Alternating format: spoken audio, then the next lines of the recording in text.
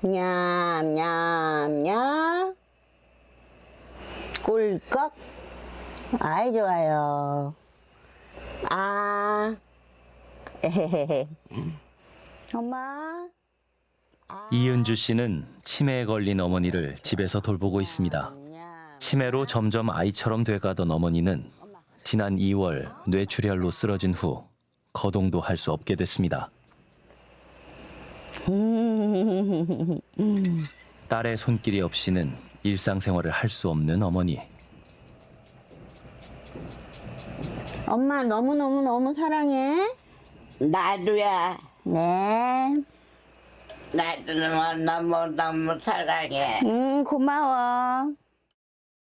그 말에만 반응을 하셔요. 이 마비가 왔는데요. 아무것도 모르시는데 엄마 사랑해 귓가에 속삭이면 반드시 대답을 하세요. 거기다 한 번 더 듣고 싶어서 엄마 너무너무 사랑해 그러니까 따라 하시는 거예요. 따라서 나도 너무너무 사랑해. 일본 문학 번역가였던 이은주 씨. 이 씨는 9년 전 할머니의 임종을 지키며 돌봄의 중요성을 깨달았습니다. 그 직후 요양보호사 자격을 따서 일해오고 있습니다. 엄마, 우리 등 좀 한번 또 볼게요. 안약도 놓고 또 해자. 하나, 둘, 셋. 아이고, 아이고 어머니. 미안해, 아파. 아이고, 어머니. 엄마 냄새가 솔솔 나는데 응가했나 안 했나 봐야겠는데. 엄마 시원해? 세상에. 하나, 둘, 셋. 하지만 경력 9년의 베테랑 요양보호사에게도 엄마의 엄마가 되어 24시간 돌본다는 건 차원이 다른 고통이 뒤따르는 일이었습니다. 세상에 엄마하고 나하고만 있는 것 같은 느낌? 고립된 느낌. 제 대학 동기들은 다 잘 나가고 있는데 저 혼자 집에만 갇혀 있는 느낌.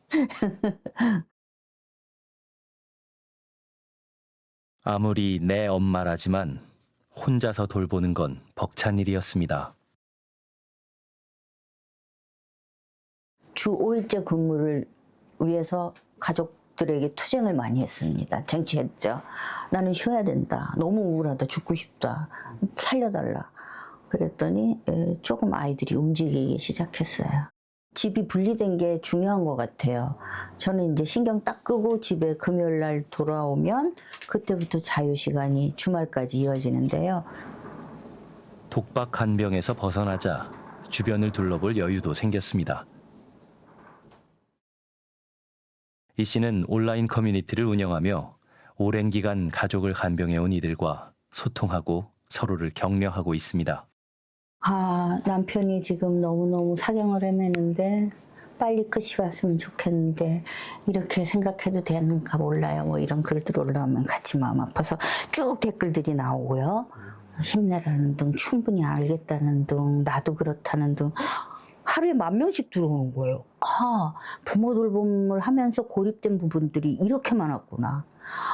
이런 얘기를 하고 싶은 장이 없었구나. 저한테는 어떻게 보면 옹달샘같이 너무 힘이 들 때는 들여다보면서 거울을처럼 마주보는 거죠. 친구들과. 이은주 씨는 엄마를 돌보며 엄마와 같은 아파트에 사는 다른 노인도 돌보고 있습니다. 안녕히 주무셨어요? 네. 안녕하세요. 그럼 오늘은 뭐뭐 할까요? 산책하고 빨래하고 걸레질하고. 요양보호사 일을 놓지 못하는 데에는 경제적인 이유도 있습니다. 가족을 직접 돌보는 가족요양제도는 일반 요양보호와 다른 기준을 적용합니다. 24시간 내내 부모를 돌봐도 근무 시간은 하루 단 1시간만 인정됩니다. 한 달 급여는 불과 40만 원 남짓. 이는 다른 어르신을 돌볼 때 받는 급여의 절반에도 미치지 못하는 액수입니다.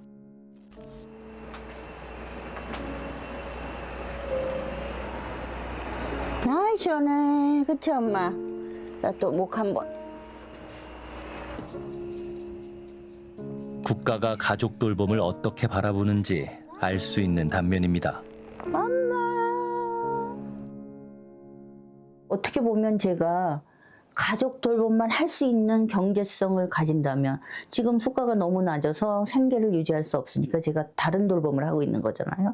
가족 돌봄의 수가를 조금 더 높여서 밖에 나가서 여성이 일한 노동임금만큼만 높여준다면 대단히 안정적으로 돌봄도 하고 우리 가족도 지키고 또 제가 경력 단절이 안 되고 번역도 할 수 있게 되겠죠. 그러니까 사회 전체가 정부든 기업이든 온 마을이 나서서 이 가족 돌봄이나 이 모든 것이 부모 돌봄이 자기 긍지가 될 수 있는 사회 분위기가 돼야지 고립되지 않을 것 같아요. 지금까지 수축사회 속에서 간병이 어떻게 개인과 가족을 무너뜨리는지 그 참담한 현실을 들여다봤습니다. 이 각자 도생의 시대를 끝내고 붕괴된 사회 안전망을 복원할 방법은 없는 걸까요? 우리보다 먼저 초고령 사회에 진입한 나라가 있죠. 일본입니다. 일본은 어떻게 이 문제에 대응했을까요? 일본 역시 전통적인 가족 돌봄이 한계에 부딪히면서 이른바 간병 지옥이 사회 문제로 떠올랐습니다. 결국 국가가 직접 나서서 전국에 5천여 개의 지역 포괄 지원센터를 구축했습니다. 흩어져 있던 서비스를 한 곳에 모아서 환자는 물론 간병하는 가족까지 맞춤형으로 지원하는 겁니다. 저희는 경기도 부천에서 수축 사회형 돌봄 모델의 가능성을 발견했습니다. 2026년 노인 인구 비율이 20%를 넘어서며 초고령화 도시로 진입하는 경기도 부천시. 시는 이에 대비해 2019년부터 관내 노인들을 대상으로 의료, 요양, 일상생활, 주거 등을 연계한 통합 돌봄 서비스를 제공하고 있습니다. 치매면 보고서 찾아가야 되고 뭐 의사를 만나려면 병원을 가야 되든 불편한 몸이어도 찾아가야 되고 그다음에 돌봄이 필요하면 또 동사무소 찾아가서 해야 되는 그 혼자 다 찾아다녀야 되는 상황이잖아요. 근데 그렇지 않고 그 어르신이 이 통합돌봄 대상이라고 발견만 되면 서비스가 무엇인지를 결정해서 제공해 줌으로써 시가 가장 큰 중점을 두고 있는 부분은 의료 사각지대에 놓인 노인이 없도록 돌봄 공백을 메우는 일. 안녕하세요. 안녕하세요. 병원에 올 수 없는 노인을 위해 2023년부터 의료진이 집으로 찾아가는 재택 의료 서비스를 시작했습니다. 좋아요. 살짝 들어서 바닥에 놓지 않고 당기는 거야. 이렇게 손으로 잡으셔도 돼. 이쪽 다리 들 때 허리 힘 빼고 쭉 빼고 허리 당겨요. 그죠? 자, 이쪽 다리 들고 쭉 할 때 허리 당겨요. 지난해 7월부터 돌봄 서비스를 받고 있는 김 씨 할아버지. 눌렀을 때 특별히 아픈데 이 정도가 제일 많이 아픈가요? 이 위인가요? 네. 근데 지금 이쪽 다리, 오른쪽 다리 들 때 여기가 불편했거든요. 그 불편한 거 상태 나타나시는 건 이쪽에서 여기에서 문제가 좀 있는 거예요. 그 부분들 치료를 좀 해드릴 거야. 기분은 요새 좀 어때요? 별일은 없어요? 기분은 뭐 맨날 안 좋죠. 맨날 안 좋아요? 할아버지는 오랜 간병 끝에 아내를 떠나보내고 자, 호흡하자. 후 하세요, 아버님. 힘 빼고 숨. 3년 전부터 홀로 지내고 있습니다. 진료가 이루어지는 동안 설치하셨죠. 그거 안전바 설치도 다시 한번 확인해봐가지고 어르신 의사 한번 물어보고 안전하게 병행. 사회복지사를 비롯한 다른 전문가들은 집안 곳곳을 둘러보며 위험 요소들을 체크합니다. 가스는 거의 안 쓰시는 것 같은데 안전. 네, 가스 타이머는 타이머는 설치되어 작년에 있고. 설치했어요. 집에 가게 되면 그 환자에 대해서 정말 종합적으로 알게 돼요. 마음 편한 이 히스토리부터 시작해서 환자의 상황, 환자가 연락하고 있는 사람이 얼마나 있는지, 뭐 술병 놓여 있는 거, 뭐 냉장고 안에 음식 같은 거 다 의사가 직접, 한의사가 직접 보거든요. 어깨가 아파요라고 했는데 그 어깨 아픈 이유가 집안의 가구 높이가 안 맞아서 아픈 경우도 있고, 모르는 약을 두 가지 먹고 있는데 둘 다 혈압약이었던 거예요. 그런 것도 모르시던 분도 저희가 확인해서 해결해 드리기도 하고, 집 안에 있는 상태에서 무엇을 개선해야 되는지를 한의사가 가서 판단하고 그걸 바꿔드리거든요. 그러면 효과가 되게 나요. 일단은 오시니까 일단 그 전에는 일체 사람을 볼 수가 없었잖아요. 한 5분이 됐든 10분이 됐든 말벗을 해주고 가시니까 그거보다 더 좋은 게 어디 있어요. 김 씨 할아버지처럼 통합 돌봄 서비스를 받는 관내 노인은 연간 1000여 명에 달합니다. 대상자로 선정될 수 있는 경로는 다양합니다. 행정복지센터나 복지관 등 관련 기관에 누구든 신청할 수 있고, 병원이나 건강보험공단이 직접 돌봄이 필요한 사람을 소개할 수도 있습니다. 당사자의 신청에 의존한 기존 복지제도의 한계를 넘어서 도움이 필요한 사람을 먼저 찾아내기 위해서입니다. 보통 어떤 서비스를 신청할 때 동사무소 가세요, 이렇게 동주민센터, 행정복지센터 가세요, 이렇게들 다 대답을 하는데, 이 통합돌봄 대상자를 선정하는 그 발굴되는 그런 그 경로는 굉장히 다양합니다. 제가 뭐 예를 들어 중동에 살고 있지만 실제로 이제 오정구에 있는 복지관을 다녀요. 근데 복지관을 다니다가 복지관 복지사 선생님이 내가 통합돌봄 대상이라고 판정이 되면 복지관에서 바로 이제 시청으로 대신청을 할 수 있거든요. 그것처럼 어디에서나 신청할 수 있도록 하는. 신청 후엔 구청에서 방문 조사를 나가 돌봄 계획을 세운 후 맞춤형 돌봄 서비스를 제공합니다. 이런 서비스밖에 없으니까 이것만 받으세요가 아니라 그분이 어떤 서비스가 필요한지를 우리가 조사하고 그분이 필요한, 그러니까 옷도 맞춤형으로 이렇게 딱 맞는 옷을 입어야 편안하잖아요. 그런 것처럼 서비스가 그렇게 제공됐기 때문에. 살던 곳에서 더 건강한 삶을 누리는 지역사회 통합돌봄 이야기.